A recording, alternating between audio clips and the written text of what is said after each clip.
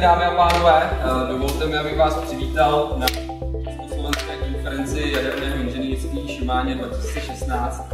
Mé jméno je Adam Kecek, rád bych vám ještě představil realizační tým Martin Šebeček, Martin Cesnek a Vojta Cahák. Budete mít jakékoliv dotazy, neváhejte se na nás obrátit. Proč se vůbec tato konference jmenuje Šimáně? Když jsme to dávali všechno dohromady ještě během zimy, tak vůbec vyvstala otázka, přece jenom je 60leté výročí fakulty, a nějakým způsobem najít osobu, která by byla signální pro to jaderné inženýrství, pro ten několika nebo dlouholetý vývoj v Čechách a na Slovensku. No a nakonec vedoucí katedry navrhl jméno právě pana profesora Šimáně. No a vlastně je tady ještě další věc, prostě profesor Šimáně byl světoznámý odborník, a myslím si, že nejsem tou pravou osobou, která by měla panu profesoru Šimáně vyprávět, ale máme tady vlastně našeho takového osobního jaderného historika. Já bych velmi rád předal teď slovo panu profesoru Ivo Krausovi.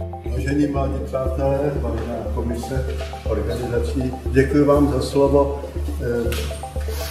Já vlastně nevím, proč jsem byl vyzván, abych o panu profesorovi popovídal, protože sám jsem vystudoval matematicko-fyzikální fakultu a s jadernou fyzikou jsem se v podstatě setkal v době, kdy ještě jaderka nefungovala.